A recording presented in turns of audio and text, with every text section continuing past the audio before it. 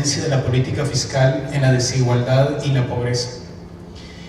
Vamos a hacer una revisión acerca de cómo la reducción y la pobreza y la desigualdad es un doble reto para la política fiscal.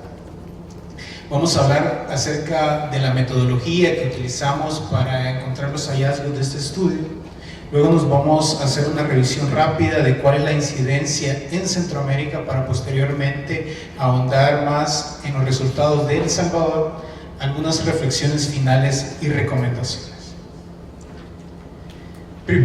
Primero hay que plantear que la pobreza se puede disminuir básicamente por dos estrategias. Una es aquella en la cual el crecimiento económico es tal que permite a las personas una cantidad de recursos y con esto logran superar el umbral de la pobreza.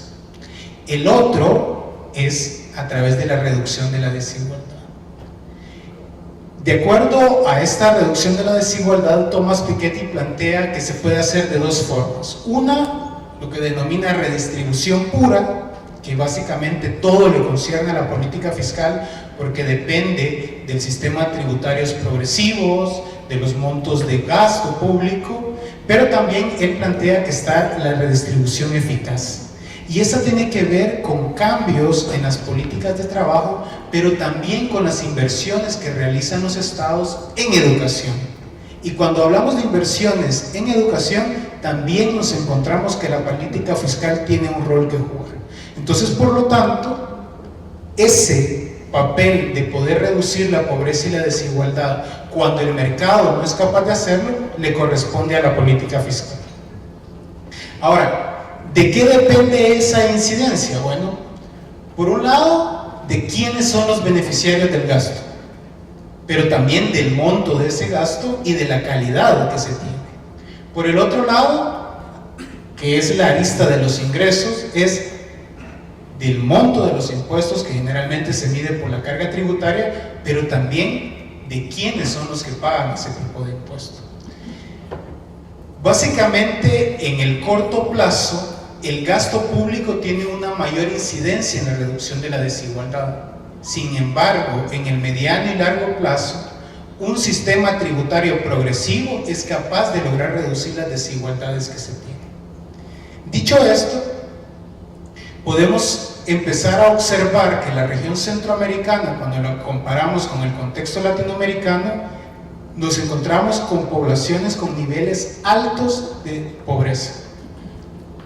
Si ustedes pueden observar los colores rojos, se encuentra El Salvador, Guatemala, Honduras y Nicaragua, los denominados países del CA4, los niveles de pobreza son sumamente superiores al promedio de Latinoamérica. Asimismo, cuando nosotros vemos la distribución del ingreso, nos damos cuenta que la región centroamericana también es bastante inequitativa. Y cuando comparamos entre las zonas urbanas y rurales, encontramos que en las zonas rurales hay menos desigualdad. Sin embargo, es en las zonas rurales donde se concentran los mayores niveles de pobreza de la región.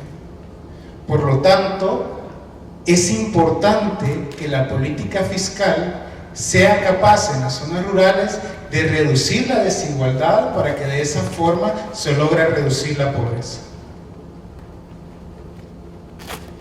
Acá podemos observar los niveles de pobreza que existen, tanto a nivel por país y por zona. El color gris es la pobreza extrema. Por ejemplo, en El Salvador es aquellas personas que no son capaces de tener ingresos para cubrir el costo de la canasta básica alimentaria. Si nosotros observamos las brechas de pobreza que existen entre las zonas urbanas y lo rural, nos damos cuenta que es en las zonas rurales donde los niveles son mucho más altos. Y es donde se concentran principalmente los niveles de pobreza extrema. Por lo tanto, es importante conocer qué hace la política fiscal para revertir esta situación. Para poder conocer el accionar de la política fiscal, nosotros utilizamos una metodología desarrollada por el proyecto Compromiso por la Equidad, que fue desarrollado por la Universidad de Tulane.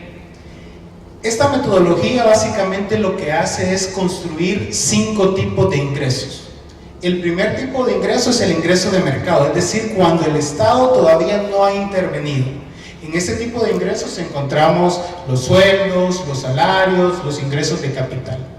Pero luego, las personas de haber recibido estos ingresos tienen que pagar impuestos directos, que en el caso de El Salvador es principalmente el impuesto sobre la renta.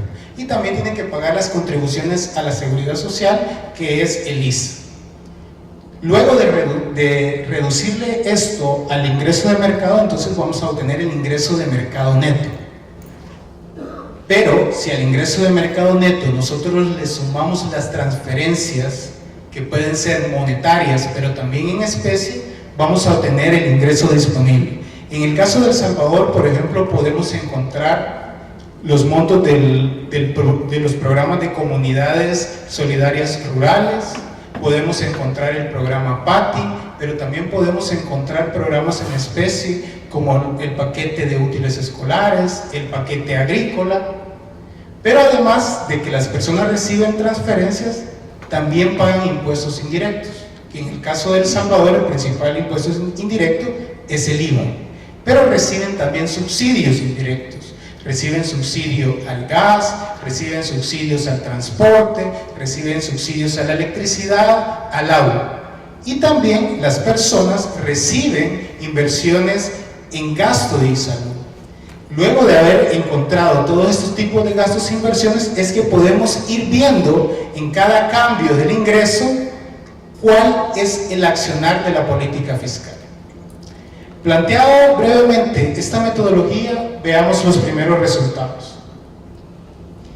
En el caso de Centroamérica, para poder compararlos con los países, tomamos como base las líneas de pobreza internacional, que en el caso de la pobreza extrema es menos de $2 al día en la paridad del poder adquisitivo, y para la pobreza total menos de $4 al día. ¿Y qué empezamos a encontrar? En todos los países de la región, en el sector rural, la pobreza extrema incrementa. ¿Qué quiere decir esto? Que los pagos de los impuestos de las personas son mayores a las transferencias y subsidios que reciben. Por ejemplo, en el caso de El Salvador, antes de la intervención de la política fiscal, la línea de pobreza es de 34.81. Luego de todas las intervenciones de la política fiscal es de 34.92. No obstante, en la zona urbana la pobreza extrema sí logra disminuir en El Salvador, porque pasa de 9.79 a 9.48. Y este mismo comportamiento lo podemos ver en los otros países de la región. Por si fuera poco, cuando comparamos los niveles de pobreza total, nos damos cuenta que también esos niveles incrementan, incluso el incremento es más sustancial. Pues, por ejemplo, para el caso de El Salvador pasa de 60% de pobreza a 61.95% en las zonas rurales. En el caso de la zona urbana pasa del 26.78% al 28.01%. A partir de aquí podemos establecer que la incidencia de la política fiscal, tanto en el área urbana como en el área rural, incrementa la pobreza. Pero la política fiscal sí logra reducir la desigualdad. Por ejemplo, para el área rural en El Salvador, la política fiscal reduce la desigualdad en un 12.5%. En el área urbana tiene una menor incidencia y esta reducción es del 9.5%.